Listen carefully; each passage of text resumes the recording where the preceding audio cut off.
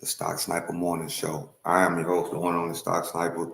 This is the Freedom of Speech channel. Thank y'all, thank y'all, thank y'all, thank y'all. Man, last night I did go live for a little bit. Mexico pulled the game out. It was, in soccer terms, I think that's a blowout. So yeah, chat, let me take a sip of this water.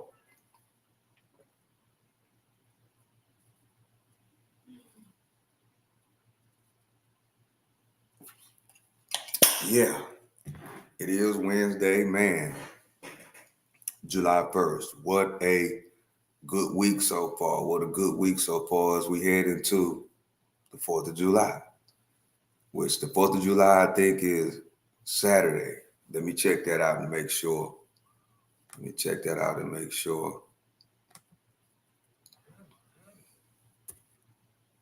Let's see. 4th of July, I think is, Saturday. So, yeah, the 4th of July is on Saturday, America's 250th birthday. Please, my voice is kind of hoarse from last night. I'm starting to become a soccer fan for real. Mexico pulled through, and last night was my first parlay on betting with soccer, and I took Mexico, and that was a good bet because we came through. We came through. Game was over before it even started. So yeah, let me get back over here. Make sure everything's straight. Chat. Appreciate y'all for coming through. We're going to start off with the Fed chair. Will be speaking a little bit on the state of America. Let me see where it's at. Right here. Boom. After this guy, you know what I'm saying, the Bank of Canada governor speaks a little bit. We're going to listen to our new Fed chair speak a little bit. Then we're going to move along with the show we got. We're going to the show's going to be about the economy a little bit. It's going to be about what's going on in Gaza. So we don't talk about that much. You know, it's going to be also about the big headline of the Supreme Court ruling that birthright citizenship, you know, Trump's plan to end birthright citizenship. Supreme Court ruled against it. So that's out. You know, everybody's talking about that like that's a big hit, you know, on Trump, you know, but the good news that nobody's really talking about is the ruling on transgender.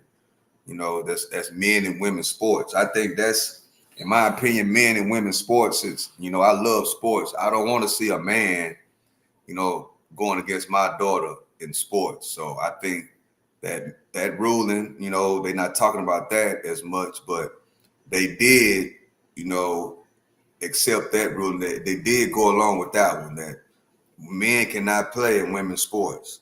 So I think that was a big win for Trump. You know what I'm saying? A lot of people saying they're talking about the birthright citizenship, you know, but in my opinion, this men playing in women's sports, that's a huge win. You know what I'm saying? Because it don't make any sense for, you know, men to be playing in women's sports. It's like, it don't make no sense. It's a big disadvantage, you know, on when playing in women's sports. Hey, what's up, Damn Media? It's coming home. So let's start this off. Let's see who's all here. We got Rumble. What's up, Rumble? Kick. What's up, Kick? What's up, Twitch? What's up, YouTube? Whatever channel you're on, we live on the Conservative OG channel. What's up to everybody over there? We also live on the Freedom of Speech channel. What's up if you are watching from the Freedom of Speech channel? So yes, Chad, hope everybody having a good morning so far. Where I'm at is right at 8:30. So the stock market is just now opening up, and it is opening up in the red. As of this morning, it's opening up in the red. So with that being said, let's run over here and see what they're talking about and react to this clip when it comes to the state of the economy. Here we go, chat. Of innovation, of discovery itself, it could be even bigger. But when exactly that arrives, when those disinflationary kick in, I think is a very open question. That's another one of those things we need to be humble about. In the near term, we are starting to see some pressures. You can see it. You mentioned our May CPI number. If you look at computers, up 10%. How's that going to feed through the supply chain? I mean, those are the sort of things that we're going to need to keep an eye on. Yeah, memory chips are a big deal. There's the inflation question, Governor Bailey. There's also the jobs question.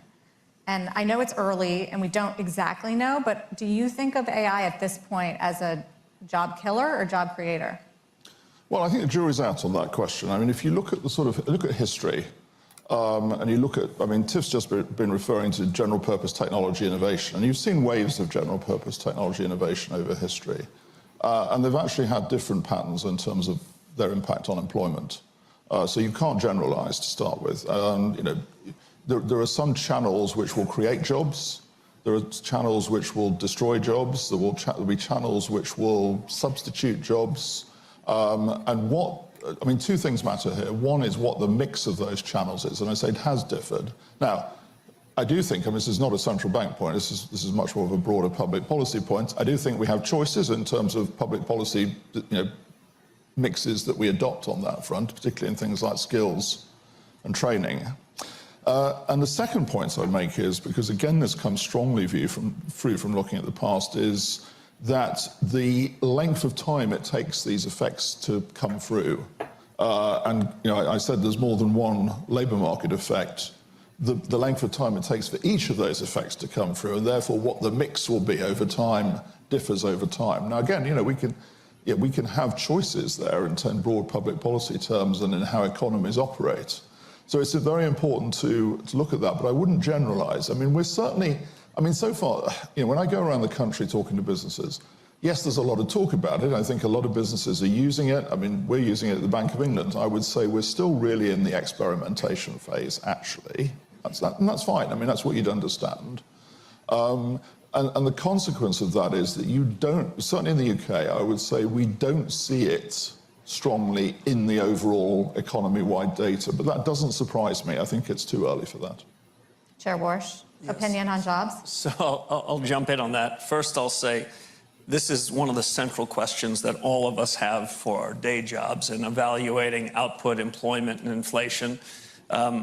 These are big questions in part because the rate of change of improvement in these models is moving at an exponential level. This is hyper Moore's law stuff.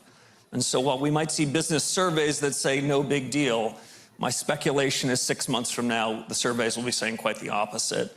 The United States is likely to be a big winner over the medium term in this, but I don't say this from a parochial perspective. The US is not afraid of productivity-led economic growth, but we don't view the economics of this as zero sum. We aren't rooting for another country to fail. We're rooting for economic growth to be broad-based. That's good for the United States. It'll make all of our jobs easier. On your question of jobs, I will go back to good Econ 1. It's called the lump of labor fallacy for a reason. Who knew when the internet was born that the internet was going to create 1.5 million jobs as Uber drivers? We are in the first or second inning of this revolution. This is a big... That's true. I've talked about that a few times because I was around when the internet came out, and the same thing that people are saying about AI, AI gonna take people's jobs. A lot of people were saying that when the internet came around, that people gonna lose jobs for this. And yes, jobs were eliminated, but a lot of jobs were created. Now, I talked about this in detail months ago, but to make a long story short, the same thing is going to happen in AI. There's going to be jobs lost, but there will be a lot of jobs created at scale because of AI. AI is also going to make a lot of jobs easier. If you're a content creator, on a small example, you can leverage AI to make your job easier as a content creator. As for an example, you can use AI for thumbnails as a small example. Well, before you had to go through Canva and all these other different technologies. Now all you got to do is speak it and bring your thumbnail to, existence real fast. And you can also make AI make you 10, 15 different thumbnails, all different, and you can just pick what thumbnail you're going to use. So AI, is going to take some jobs, of course, but then at the same time, it's going to make your whatever job you're doing, you can use AI to leverage it. And also AI is going to bring a whole lot of jobs at scale. So let's continue. Paradigm shift, both for the conduct of our policy and for our economies. I think the jobs will be greater, prosperity will be stronger. The question, as one of my colleagues raised, is timing. And we have to take that timing very seriously. We have, at least in the United States, a dual mandate, and we have to deliver both on the employment side and on the stable price side. So we'll be monitoring the speed of it. But if you wanted me to sound like a pessimist and a doomer on this, I'm afraid I'm not there. If I could just come back on one other point on this whole area. I mean, the other big issue is financial stability. And this is a very big, a big development in terms of frontier AI. And what we do need to see, and I think this is pressing now, is that we work together to have solid and robust arrangements for introducing these models, so that we can take risks out as best we can where they are created. But they're always there, but they're brought to the surface, if you like, by these models. That is a very pressing issue that I think we have stronger coordination of that process. President Lagarde. And on that vein, I completely agree with Andrew on that, but I celebrate the fact that apparently tomorrow the US and the EU authorities are going to get together and sit down and decide the terms under this will best be deployed for the safety of all of us. So that's a really good development. I did want to bring it back to economic growth for a moment, President Lagarde, and I've asked you this for a few years in a row now, and you've always pushed back and have been right. Okay, I'll push back again. The stagflation question, and whether Europe is facing stagflation. Okay, well, then I'll repeat what I've said before. Stagflation is a concept of the 70s in circumstances that are not replicated those days. We are currently at almost lowest historical levels of unemployment. Employment participation continues growing. There will be different jobs to your previous questions, but employment is continuing to grow. But growth is weak. And we are taking all the right steps to make sure that we have price stability. We're not going to let inflation run out, or the genius get out of the bottle and inflation move up. We will take the necessary steps, and we have. Yeah, I mean, the employment story has been a positive one for Europe, for the US as well. I mean, we've seen a really remarkably resilient labor market. Chairman Warsh, how do you interpret the recent data points on the labor side of your mandate? So when we met 2 weeks ago, I think the way we as a committee described the labor side of the mandate is we said labor markets are steady. We said the demand side of the economy was solid. And we said the supply side of the economy, especially CapEx and productivity, again, this is before we see the fruits of AI, we said that was strong. I don't want to sound like a Wall Street newsletter and update that with recent events because we follow trends. And I'll reinforce something that President Lagarde just said. We're all in the price stability business. That might not be our only business, but if there was a common thing I heard over the last couple of days, it was open-mindedness on these questions of AI, open-mindedness on productivity. But we've all looked around and we've seen that prices are too high, and I don't think I'm the only one on this stage that's recommitted to deliver price stability. So the market was right to interpret your first news conference as hawkish. Nice try. Yeah, I'm not. I've just gotten advice from my senior statesman on this group not to do that.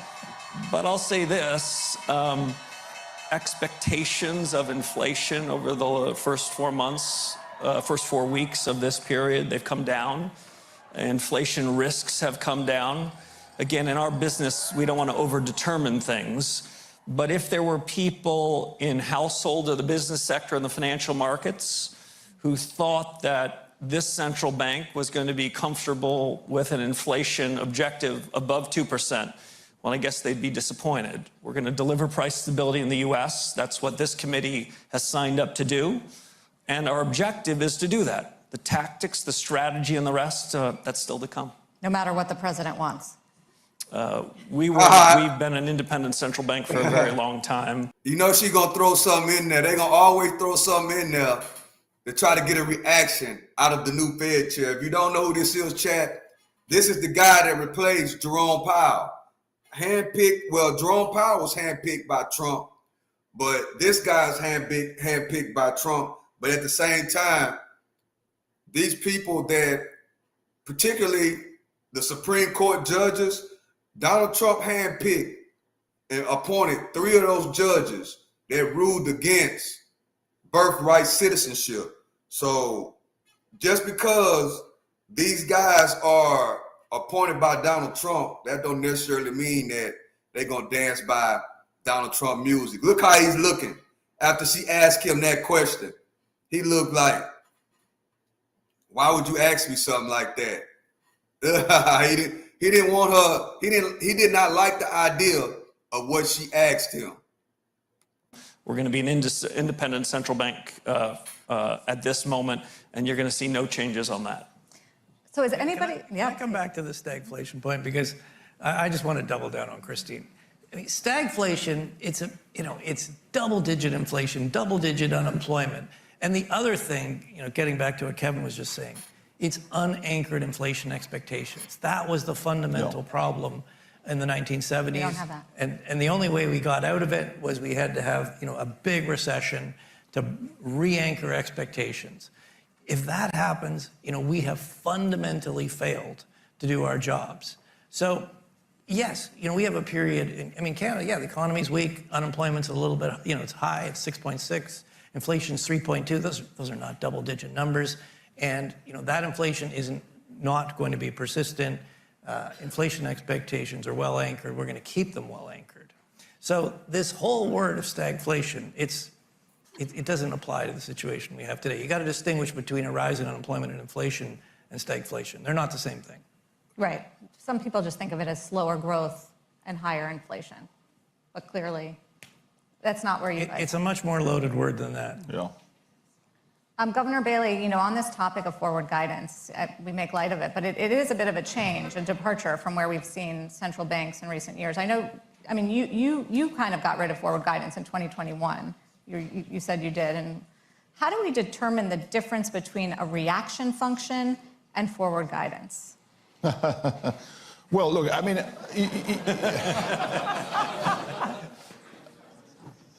think we have to sort of tread carefully through this debate, not least because of the question you just asked. But, almost anything we say, of course, can attempt to be interpreted as forward guidance. And the second thing I would observe is that, of course, all of us are making policy which is going to have effect in the future. So we sort of start with that position. I think where forward guidance has been very difficult, and therefore I'm in a very similar place to my colleagues, is that you can get locked into it very easily. I've said a number of times in our committee, it's much easier to put it in place than it is to take it away. And therefore, before you actually go and put it in place, just think about, what we're going to have to deal with as time goes by, because it becomes quite problematic after a while. It overstays its welcome. So I'm also very cautious. Now, but I recognise that anything we say about the outlook for the economy can be interpreted as a view of the future, and of course that we have to sort of, in a sense, do that. But I think we have to be very careful about, getting tied into views on where rates are going to go. That's the thing that is much more problematic. But isn't it important, Chairman Warsh, to give the market a sense of how you're thinking about policy? You don't have to give them a pre-commitment, but the whole reaction function, how you think of how you're going to make policy. So I think the most important thing we can do is to get policy right. If our communications tools, if our models, if the way we've been playing things makes it harder for us to go into these meetings, have a family fight with our colleagues, and make the best decision in pursuit of our mandates, if that's an obstacle, we should get rid of it. It is said in recent weeks, well, we need to know more about your reaction function.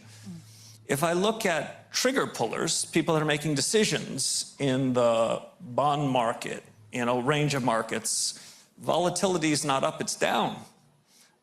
Yields aren't up, they're down. Inflation expectations are down. So I hear this, that as if people don't understand. I think they actually understand quite well. I feel incredible comfort that I'm not sure I had internalized, that there is a willingness by my colleagues in the central banking community around the world to go back to first principles. We all want to make the best decisions we can. We've all been burdened with many of the policies that in some sense the Fed created in the 2008 financial crisis. This is a rare moment for us to go back to first principles, ask hard questions, review what we're doing. At the Fed, we've got 5 outside task forces to shed new light on this. And I'm encouraged because in some sense, we each think we're making our own monetary policy, but each of our monetary policies affect one another. And I'm honored to be on a stage with 3 colleagues who have been in the fight for 15 or 20 years with me and without me. And I won't at all be surprised if 6 or 12 months from now, each of us are on a better path to deliver on what we've said we're going to do. Who's leading these task forces? We have news to come. I can tell you likely next week who will be the outside experts. Some of them would have been folks in seats like this in prior years. Some would have been academics in the audience. But we really tried to find the best minds in the economics profession among practitioners, people experienced hands, including people from countries outside the US. We're not asking for de Tocqueville to come to America, but sometimes we need a foreigner to sort of see things clearly. And the idea of these is not to prejudge the outcomes. I'm certainly not going to do it. But I think as we make progress on this, I think some of the lessons learned might not just be for the American central banker who's new to this crew, but my colleagues on the stage. I was going to volunteer Sarah, for task force. At the ECB, we went through the same process. And when we started the strategy review, it takes time.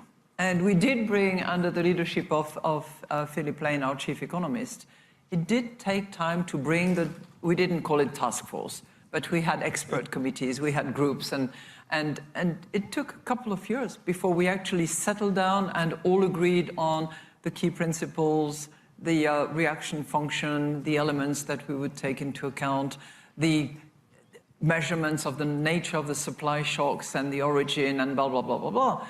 It doesn't happen overnight. It's complicated. It sounds simple when you're at the end of the supply chain, but the whole process is complicated. So I really celebrate the fact that you're going into this task force exercise and are prepared to let the best minds participate in that.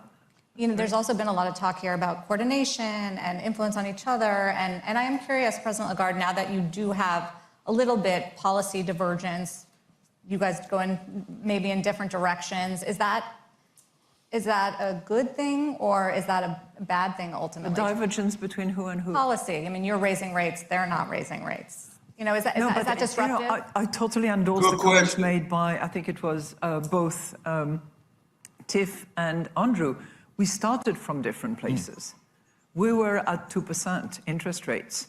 I think the Fed was at 350 thereabout, and you were at 325. Yeah. Inflations were at different levels as well, and the markets were expecting cuts in various corners. So it's the situation was entirely different. I don't regard that as a divergence. I think the commitment is the same to maintaining price stability and doing what it takes to actually deliver on that commitment. But sometimes you see wild swings in, I mean, the dollar-yen, for instance, is at the highest level in 40 years. Is that okay, Chairman Warsh? Well, before we came here, we each told a small story about Governor Ueda, who's been a great colleague of many of ours, and we're rooting for his good health so that he can join us on panels like this in a couple of months. If this central bank stands for anything, it's staying. I'm gonna come back over here to this, Chad. I gotta go over here and check out these oil prices this morning. I haven't looked at them. So let's see. Okay. We're under $70 a barrel now on these oil prices. Okay. So, but we got to get back somewhere up in here. We needed to drop another $5, $6. We got to get it back down up in here. I know gas in my area, the last time I checked, it was $3.09. But we got to get back up in here to get this stuff back down. But the thing is when the price per oil go down, it take a couple of weeks for the gas prices to go down. So the next couple of weeks, in my opinion, I'm thinking that the price per gallon at the pump should be a little bit lower than what it is right now. And then you got Trump urging these gas stations to drop the gas prices right now. Trump's something else, Chad. Okay, let me go over here. We're going to go back and check out the Fed chair, what else he has to say with those great people. You know, we're going to go over here and see what's going on with the stock market so far this morning. I got to check that out with the chat. And let's see. That's SpaceX right there. We need to look at the overall stock market. Let's see what's been going on. Let me go to the 5 days out. Okay. We all headed up since June 25th.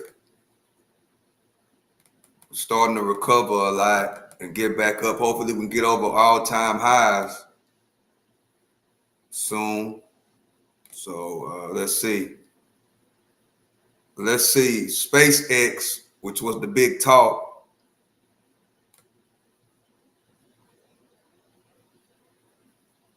SpaceX is still falling on the monthly. Okay.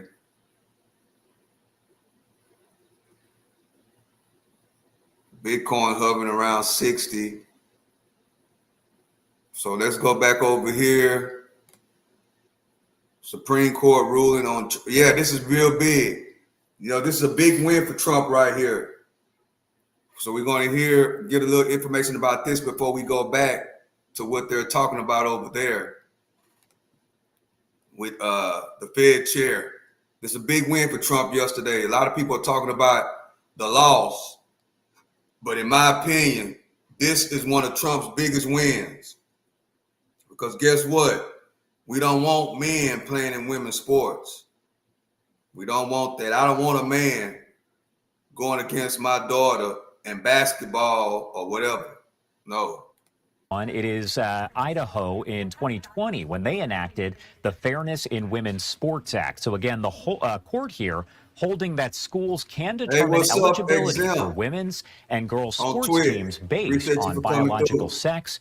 And the court also holding that West Virginia did not violate Title IX, which bars educational programs that receive federal funding from discriminating based on sex. Again, those results here coming in real time, and we still have 2 cases that are left.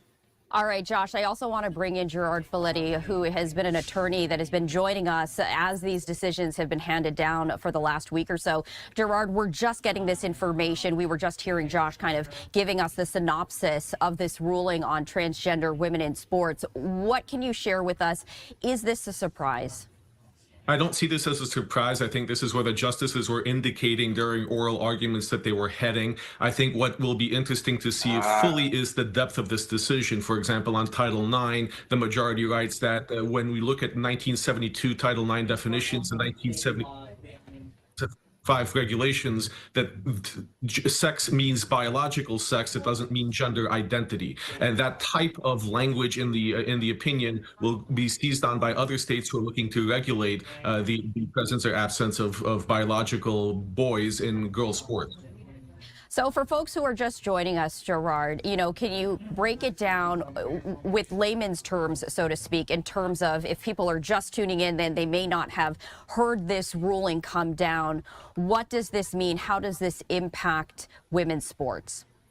This supports the rights of states, and about 30 states have passed laws so far banning biological men from women's sports, from girls' sports. We're talking about schools. We're not talking about professional athletes. So this supports the notion that biological girls are the only ones playing biological sport, playing on girls' teams in those states. But you need a state law to make that happen. And the Supreme Court basically ruled that states can make such laws. They can validly restrict biological boys from playing girls' sports. And just for our viewers there, we did want to share just the background on this transgender sports ban, saying that the challengers said bans violate the Constitution and federal law. States say laws protect fair competition for women and girls. President Trump, this has been a big part of his platform.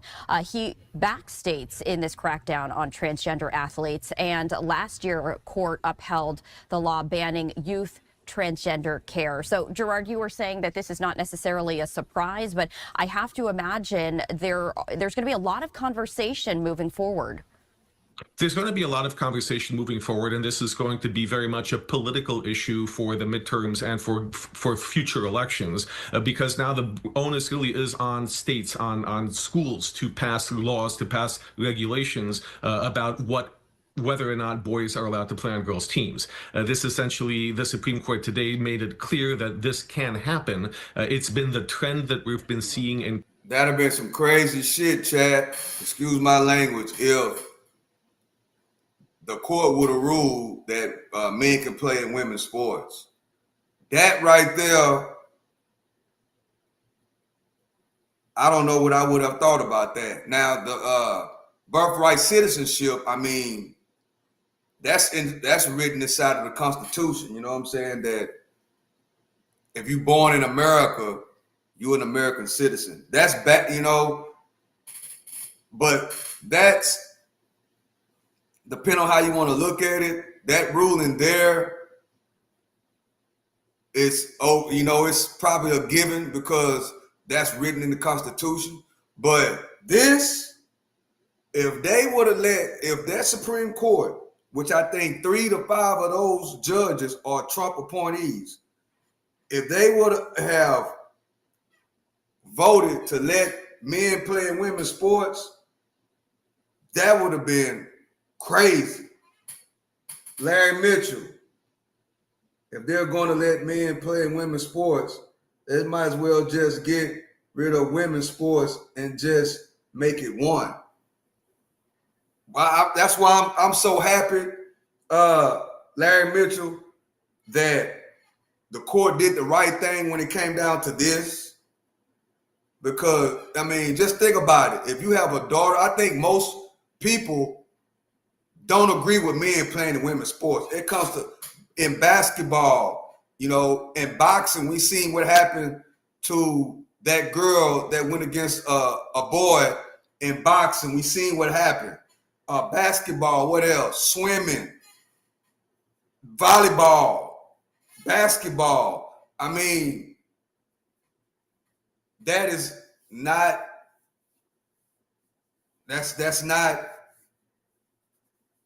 basically common sense. You know what I'm saying? It's basically common sense. A man shouldn't be, a kid or boy shouldn't be able to play in women's sports. I mean, that's basic common sense. And I'm glad and I thank God that those judges did not overrule that one. Now, birthright citizenship, that's a whole different, conversation, because some people think that if you're born in America, that you should be a citizen. But if you, and some people think that if your parents come over here illegal, that the kids shouldn't be a U.S. citizen. So it's different. That's more, a give or a take, depending on what you think about it. Me personally, I think that if somebody come over here illegal, because a lot of people come over here to, to use the system, because there's loopholes in the system. So I believe that, my opinion, that if somebody come over here illegal, meaning that they came over here illegally, that's against the law, and they come over here and have a kid, in my opinion, I don't think that kid should be granted citizenship. But if they come over here and, and they come over here legit, right? Because, a lot of people come to America the right way. Even if you're waiting on your citizenship, even if you over here visiting, but you do it the right way, and just so happen you have a kid, now I think that kid should be a U.S. citizen. But it's a lot of people come over here illegally. Some people come over here specifically illegally and have a kid. Now I'm against that. But if you come over here legally, even if you come over here just visiting and have a kid, then that kid should be a U.S. citizen. But just any and everybody shouldn't be able to come over here specifically illegally, because that attracts the illegals. That attracts people to come over here illegally. I just got to get to America. That's what, their mindset could be. I just got to get there. I don't have time to be waiting to go through no process. I just need to get over there. And once I get over there, and I have this baby or I have a baby, then I know everything is going to be fine. But I think they should have some kind of provision, to let people know, if I'm in a whole nother country and I know I can come over here illegally, I just got to get here by all means necessary. That I have to know that, okay, I have to go through the proper channels to come over here the right way. Now, if you come over here the right way, or if you just come over here visiting, and you have a baby, then I think that kid should legally be a U.S. citizen. But if you come over here illegally, then I don't think you should be granted citizenship. There's people that come over here with all kind of breaking the law, coming over here, just to get whatever they want. I've heard of people coming over here visiting, marrying a fake marriage just to become a citizen. So there are a lot of loopholes in it, and I think they need to fix some of those cracks. Of course, it's not going to be 100%, because like in most of these countries, they don't allow you to come over there like that. It's a security thing. You know what I'm saying? It's about security. So that's a touchy subject, which, the U.S. Constitution allows, it's written in the Constitution that if you're born here, you're an American citizen. So that ruling, I don't think that that's bad. A lot of people are really pushing the issue on birthright citizenship, and then how, Trump took a big L on that one. I don't think that's really a big L, because that's already written in the U.S. Constitution. But that's a win right there. Woo! That's a win right there. That's a win right there, chat. So let's go over here. I got some other things queued up, but I didn't queue everything up. So that's a big win right there. I can't agree with, if the baby is born here, the baby is a citizen, not the parents. And the parents, if they have to leave the United States, has a choice to either take the kid with them or leave it. And if they take the kid back to their country, the kid is no longer a U.S. citizen. Okay. We're gonna listen to a little bit of this. I had a couple more things queued up. Well, I thought I did, but it's not up here. So let's listen to this a little bit. Then we're gonna go back over here to where we were and listen to the Fed chair continue to give us a breakdown on the economy and where they think the economy, the world economy, is going in their opinion. and they educated opinion and guess. So appreciate y'all, chat, for coming to rock with me. Appreciate y'all. This is the Stock Sniper Morning Show. I'm your host, the one and only Stock Sniper. This is the Freedom of Speech channel. Let's go. In cases by the Supreme Court this term that are limiting the ability of transgender individuals to pursue challenges to these laws. So we are more likely to see more laws going forward that protect girls in girls sports. All right. You know, what else can you share with us in regards to this particular ruling? I know that we're still waiting on some of these other rulings, but, you know, further fleshing it out.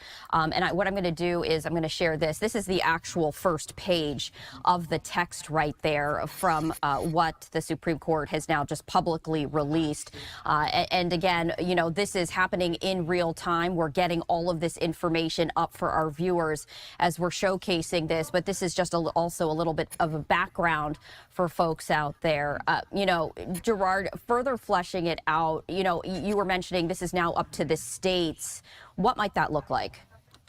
That will likely look like legislatures, especially in red states, passing laws that prohibit biological boys from playing girls' sports or being involved in such athletics. You're likely to also see potentially laws in states like New York or California being passed that specifically allow this to happen.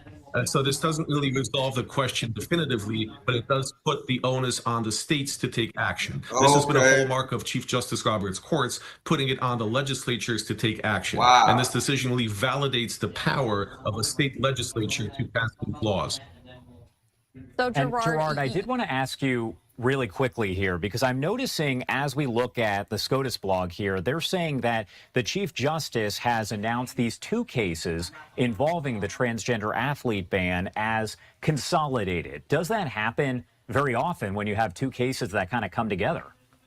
It does, especially when you're essentially arguing part of the same laws for the same premise, and when the ultimate issue is the same. You're looking at legislation that's that's very similar in language. You're looking at legislation passed by two different states that had the same effect and the same constitutional challenges. One was for Title IX, one was for equal protection. But for judicial economy, the court decided that it was prudent to unify these and have a consolidated ruling on both cases.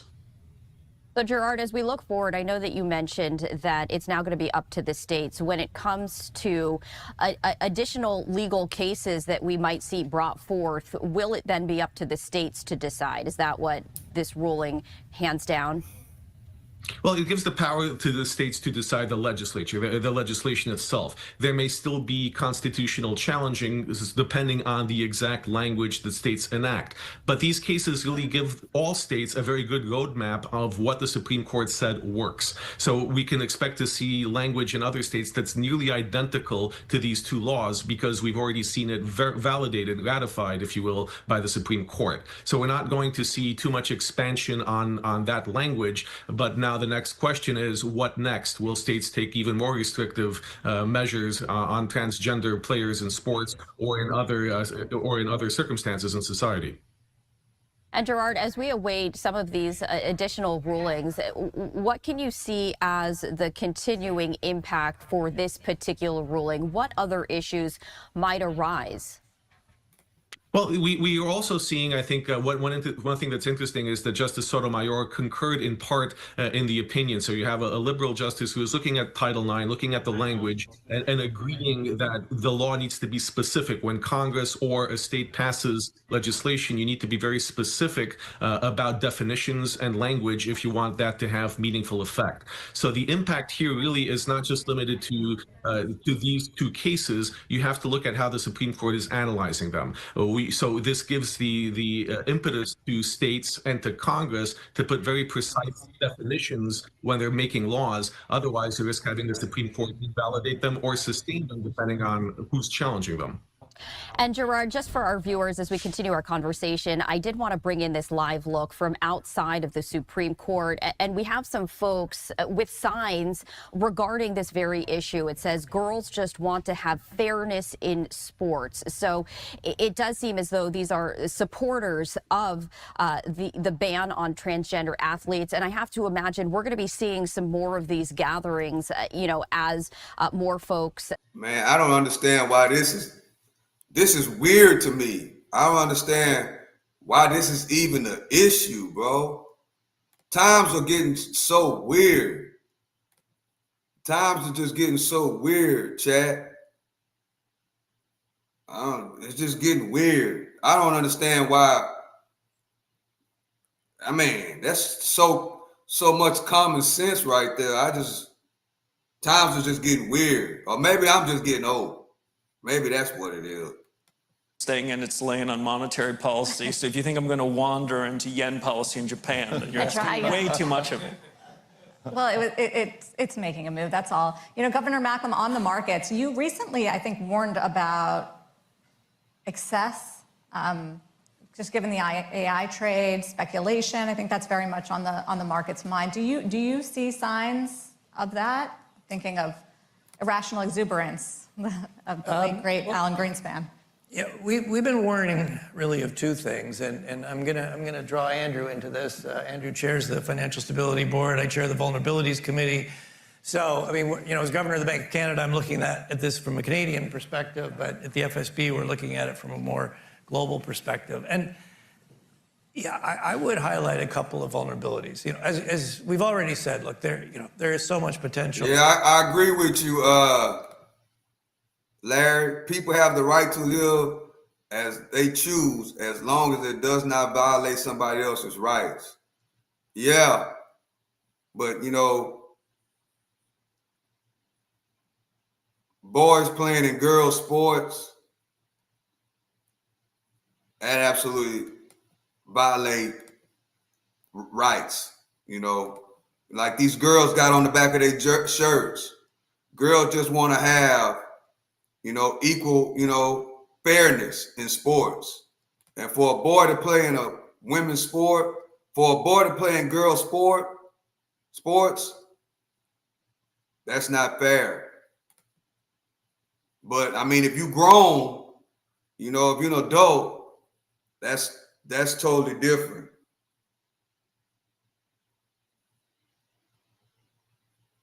That's totally different right there. But a boy playing in girls' sports, like that don't make any sense. And it's weird to me that people will even agree with that. That's weird to me. That lets me know the way that the world is going. If you agree that we got a boxing, in this example, a boxing match, which we seen that a boy that want to be a girl boxing a girl, a biological female, in the ring. Like, and the biological boy that want to be a girl wins the match. That is a disadvantage. That's weird to me. Like, I don't understand by somebody, you know, that's okay with a boy playing in girl sports, a boy that want to be a girl playing in a girl's sports. That's weird. That's weird to me. To raise productivity growth with the adoption of AI, with the diffusion of AI. But there, you know, we've seen this before when there's a new breakthrough technology. I mean, the internet proved to be, you know, better than anybody imagined, created whole new businesses. But we still got the dot-com bubble. It doesn't mean there can't be a period where the market gets ahead of himself and you see a retrenchment. So look, it takes two sides to make the market. We're not in the business of giving investment advice as central bankers. But you know, from a financial stability point of view, you look at the sort of, you know, historical benchmarks, PE ratios, forward ratios. Yeah, things look stretched compared to those. So that doesn't mean there's a problem, but it does mean you need to take that risk on board. The other risk we've been highlighting is we've seen very large growth of hedge funds in the sovereign debt market, and to some extent, that's been very welcome. They've been very efficient in buying and distributing government debt. There's lots of issuance out there. Governments need investors. But a lot of this is being done with a lot of leverage, very short-term leverage. And that does make you, a lot of it overnight in the repo market.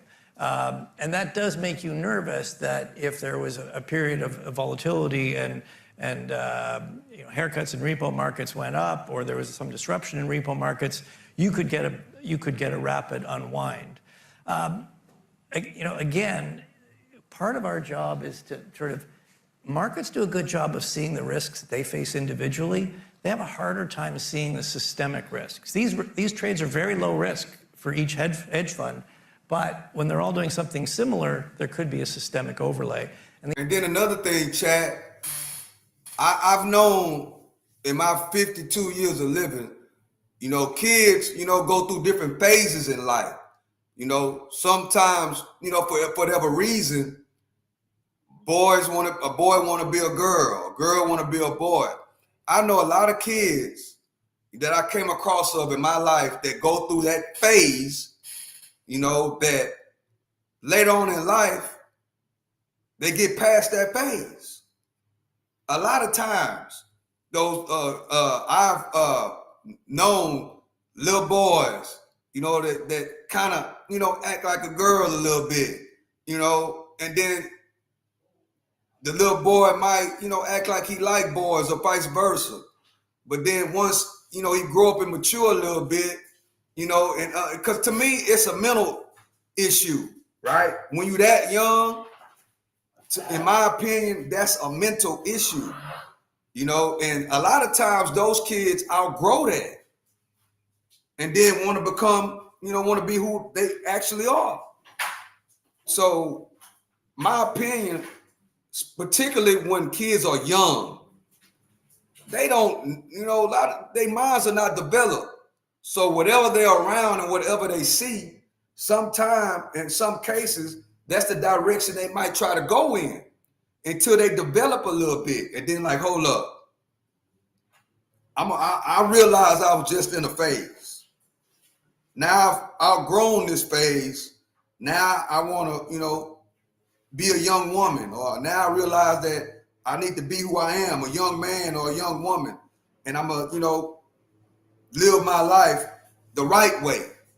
So a lot of these kids are either confused or, a lot of different reasons, and then they grow up, but it seems like society and the way things are been going lately, is that they trying to make it okay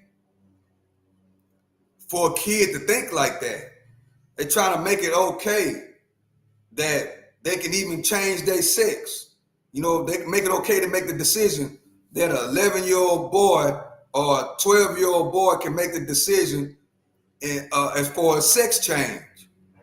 And those things, they're not mature enough to make that decision.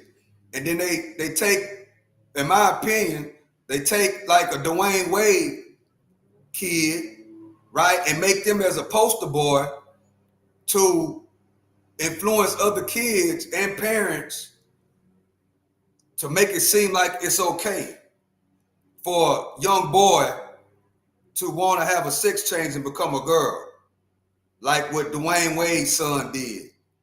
So it's a lot going on in society. So this ruling on this boys playing in women's sports is a big win. It's a big win. So even though a lot of people are talking about the birthright citizenship, that's not really a big loss because that's already written in the Constitution. But the big win that nobody is talking about is this boys playing in women's sport, in girls' sports. Now, if you grown, don't get me wrong, like Larry Mitchell said, if you grown, that's different. You do what you want to do if you're an adult, long as you're respectful and you respect people. But a kid, I don't understand that. I don't feel it. And I don't understand why people can even go against that. All you gotta do is think. If I got a daughter, do I want my daughter to compete against a boy in boxing as a main component? Boxing, basketball, whatever the sport may be. If I got a daughter, do I want a little boy to be able to go into the locker room, you know, like what Larry Mitchell was just saying, to be able to come in the locker room with my daughter, knowing that a lot of times those kids have mental problems. Like I said, today they might want to be a girl. Next month he might want to be a boy. Or today he might want to be a girl. Tonight he might be a little boy, because all it takes is that oomph, that attraction. You know, a lot of these kids have emotional problems, you know, and which is, in my opinion, a big mental problem, you know, and that's why I keep talking about this, because that's what I'm thinking about now, because that's a big win, you know, and what's so cool about it, they're not talking about that win, they're talking about the birthright citizenship laws. See, we got to understand what's going on in a lot of these news outlets, who they really rock with and what they really believe in, and who are the CEOs of these major news outlets that we look at every single day. They're not talking about the big win, because birthright citizenship, that's not really a big loss for Donald Trump.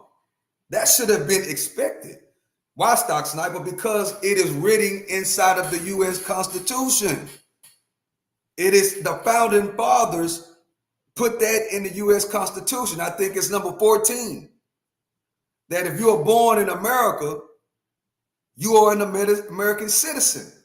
So Donald Trump, in my opinion, I think he knew, it is like, in me, common sense. If it was me, if I was the president, I would know that that would be a battle that I'm probably going to lose anyway, because it's written in the U.S. Constitution. But of course, the media and all these people are making it seem like Donald Trump took a big L because of this birthright citizenship. That they struck down his executive order to ban, you know, birthright citizenship. That's not a big loss. But the big win is boys playing in girls sports. That's the big win right there, chat. That's the big win. Because guess what? I don't want my daughter in competition against a boy. No, I don't. That's not right. I don't want a boy that's confused in the head in the locker room with my daughter. That's gonna make a lot of these kids uncomfortable, particularly a girl. And a boy is in the locker room taking a shower with you, you know, and they let him do it just because he's a little mentally confused. Because don't get it twisted. If you're a boy and you act and think you're a girl, let's keep it real, chat. You're mentally confused and you got a mental problem, and your parents need to get you to a mental health facility ASAP. I said it. ASAP. Like I said, a lot of these kids, a lot of those type of kids, they grow out of that once their brain starts to mature. They grow out of it. If, you know, you put the proper, you have the proper tools, and you guide your kid, and you let your kid know, well, hey, if you're having these feelings, those feelings are not normal. Just because you feel a certain way don't mean you're supposed to act a certain way. You have to distinguish right from wrong. You got to be able to extinguish right from wrong. And you have to guide your young kid the difference between right and wrong. Forget your feelings. What's right and what's wrong? Point blank, period.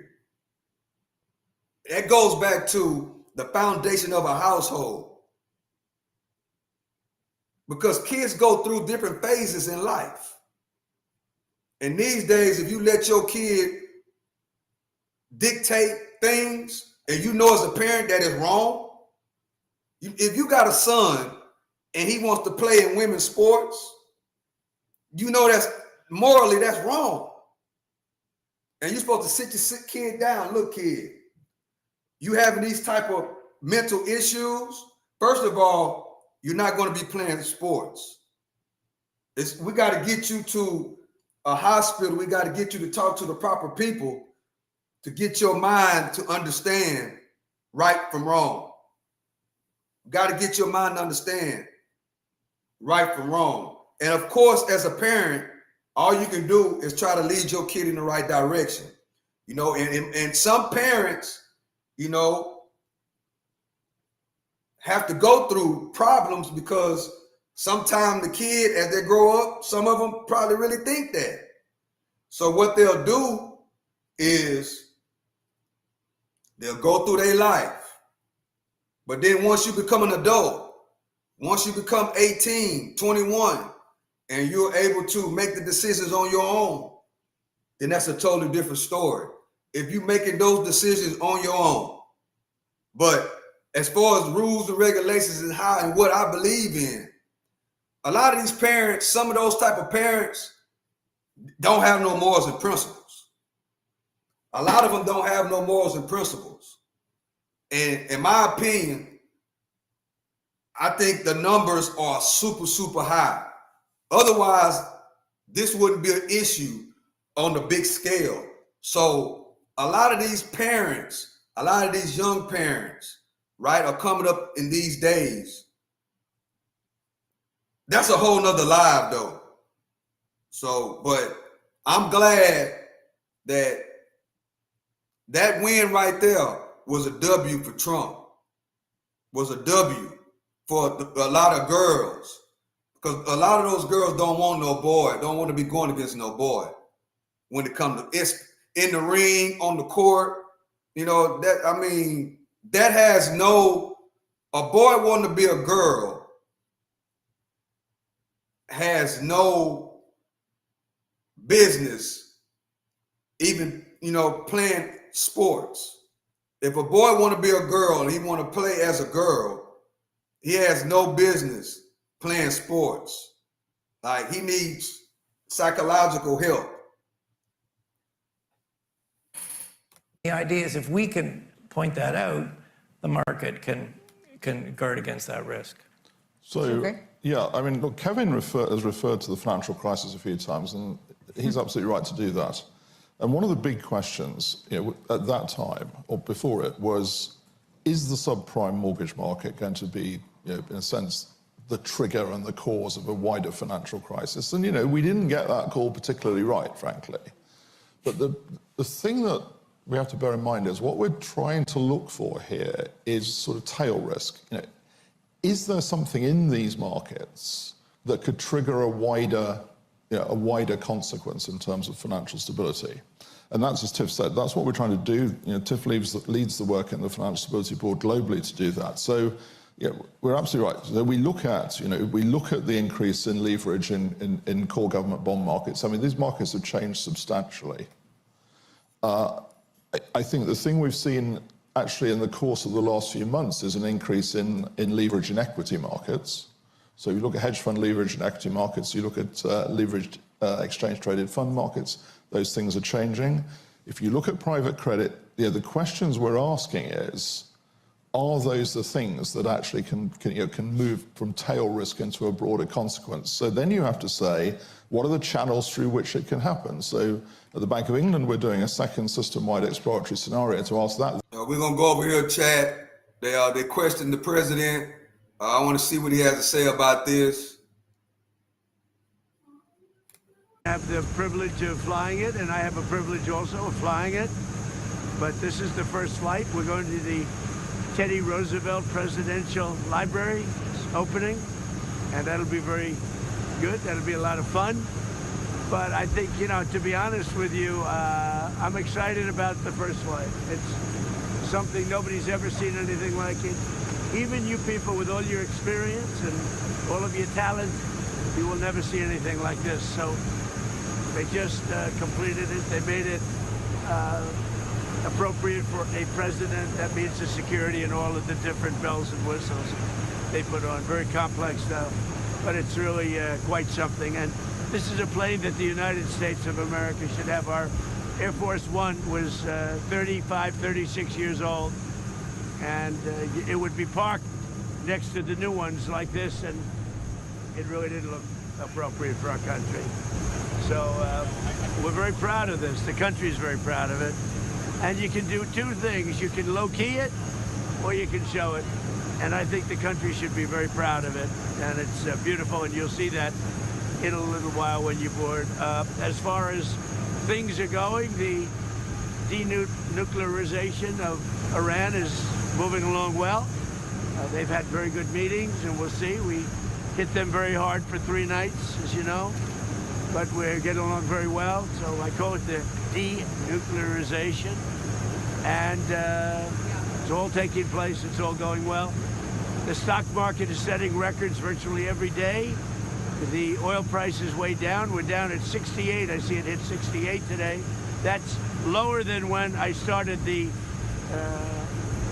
I guess you could call it an attack on Iran so that they never have a nuclear weapon. So the oil price is now lower. The retail prices, the gasoline is coming down rapidly. And if you have any questions, let's go. Mr. President, what's your favorite upgrade to the new plane, and how much did it cost American taxpayers to upgrade the plane? Well, of course, very little relative to what it would cost if we did it a different way. So this was a gift from a country that's treated us very well, and they're an ally of us over in the Middle East, Qatar. And I went to Boeing. I said, "Who has the best one?" They said, "Qatar." There's never been a plane like it. Frankly, we couldn't build a plane like this because we wouldn't be willing to spend the kind of money necessary. They spent top dollar. So the head of Boeing said, this is considered the best 747 they've ever built. And I went to Qatar. I said, I'd like to use it for a period of time because the other ones, as you know, are under construction. They'll be here in 2 years. And because, you know, the plane is 35 years old. So I said, I'd like to use it. And the Emir, Tamim, who's a great gentleman, he said, no, I'd like to make a contribution to the country. So it was very nice. And we're able to do it in about 5 months, you know, bring it up to the presidential standard, meaning security-wise. And you're gonna get a kick out of it. There's just nothing like it. And Mr. President, your financial disclosure shows you had a very lucrative year last year. What message does this send to average Americans, especially those who may be struggling right now financially? I don't get involved in my personal. We have funds that run my money. But you are benefiting. Well, I've made a lot of money before I became president, and they invest my money, and I don't talk to them. I don't even speak to them. So I have many people, I don't know what they call it, closed accounts or something. You put your money in, and that's it. I don't talk to them. They're big institutions, and they run it. But yeah, I've had a great career. In business, I've had a great career. Concerns about conflict of interest? I don't know if I've had a better career in politics or business, but I had a great career in business. And, you know, you saw the cash, and you report the different things. And what they do is, we gave it, I think it's called the blind account, but they take it.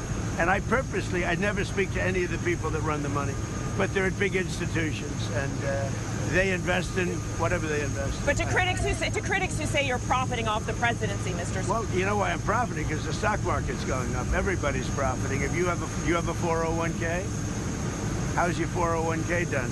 It's about up 85%. Thank you, President Trump. I'm profiting because I have a lot of cash and Trump software institutions. I don't know if they know what they're let's rewind that. Good question.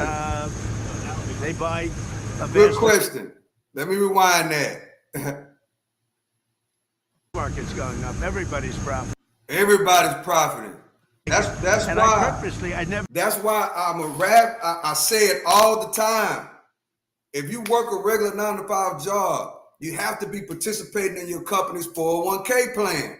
You have to be investing, specifically in 2020, in these days and times.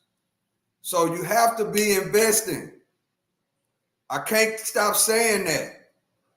I can't. I won't speak to any of the people that run the money, but they're at big institutions, and they invest in whatever they invest. But to critics who say you're profiting off the presidency, Mr. Well, you know why I'm profiting? Because the stock market's going up. Everybody's profiting. If you have a 401k, how's your 401k done? It's about up 85%. Thank you, President Trump. So we're all profiting. I'm profiting because I have a lot of money and a lot of cash, and I give it to institutions. I don't know if they know what they're doing or not, but they buy a vast array of things. President Trump, you've been meeting with Secretary Hexat and General Kane about potentially returning to an all-out war with Iran. Does this mean you've been unhappy with Iran's adherence to the MOU? Well, I think they've come a long way. We hit them very hard last. And see, as we get ready to end the show, I think I'm in the show on that note right there. See, that's why it's very important to have a plan. Very, very simple plan. And you teach it to your kids and grandkids. That's why you cannot be distracted. You know, there's a lot of distractions going on in the world. We cannot be distracted. You can't. We have to put a good plan together. I got my plan right here on the wall. And this plan been in place for 26 summers. You got to have a plan in place. Find something you love to do. A skill. A high income earning skill. You learn that skill. 9 times out of 10, that skill should be something that you love to do. Whatever it is. If you love putting things together, if you love communicating, if you love driving, whatever the case may be, the quicker you can find out what you love to do and go to school for it, whatever school looks like for you, and you master it, the quicker that we as human beings can find something that we love to do. Focus on that. I don't care how old you are or how young you are. Find something you love to do. Master it to the best of your ability. Then you go out and you work in the field that you love. You spend less money as possible and you make proper investments. Investments are a lot of different things. Investments are, yes, in financial investments, health investments, investments in your kids, investments in your grandkids, investments in your community, the people that you rock with. And once you're able to do those things, then you do what, Stock Sniper? You tell it to as many people as you can. Because guess what? The numbers say 50 to 60% of Americans don't have a 401k plan. And you stay down till you come up. Yes, it's going to be ups and downs. But long as you keep going, it's a marathon, it's not a sprint.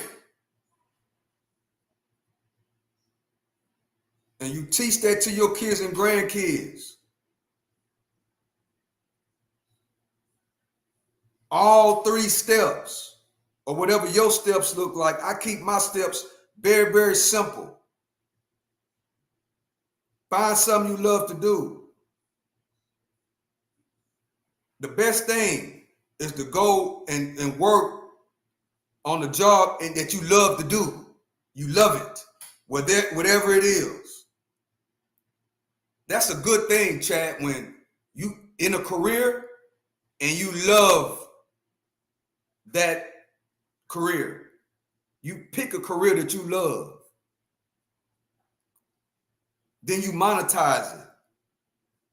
You get paid. Imagine you doing something in life, which our jobs, chat, and what we do, most of us are at work more than we are at home. 8 hours or 12 hours of your day is dedicated to your job. So why not let that be something that you already love doing? Whether it's working on cars, building houses, talking. I gave an example on the walk down. Some people, all they do is ride around all day, smoke weed, drink, and ride around all day. They ride around all day. As in this example, they ride around all day and they smoke weed all day and they drink and they run all over the town. Well, okay, that means you love driving in that example. Become a professional driver. So you got to find something you love to do. It's actually excellent on your mental health. When you find something you love to do and you make money off of it, makes your life that much easier. You're not as frustrated. You're not argumentative. Your life is not filled with drama. You know, when you love what you do, it's actually refreshing. It's good on your mental. And you know, and that's what freedom is all about. This is the Freedom of Speech channel. But freedom is more than about talking. It's all about activity. The activity you put in life, you want that to be the activity that you love to do. Not just going through every single day. The activity that you're doing, you don't like it. That's why you can tell a lot of people are miserable. You go to a restaurant and they got an attitude. Their body English is bitterness, frustration, because they don't love, because 8 times out of 10, they have a lot going on and they try to release that, but they're releasing it the wrong way. They're not doing the 3 steps. Find something you love to do. And it's easier to find something that you love to do. It's easier to do that than to run around bitter all day or run around working a job that you absolutely don't like. That's why a lot of people don't get along with their coworkers or the boss man, because they don't like the job. So that's very important. And you're not too old. It's 2026. All you got to do is get your mind right. That's what it starts with, your mind. Once you change your mind and then get active, it's all it takes. And realize that life is a marathon. It's not a sprint. So with that being said, I'm ending right here, chat. Earn, spend less, make proper investments. And yes, your health, your mental health, your physical health, your kids' mental health and physical health, and education is an investment. And once you do that, you teach that to all around the world. You earn, spend less, make proper investments. Teach it to your kids and grandkids, and then teach it to the people around the world. With that being said, I love and I appreciate y'all, chat. To the next one. I'm out.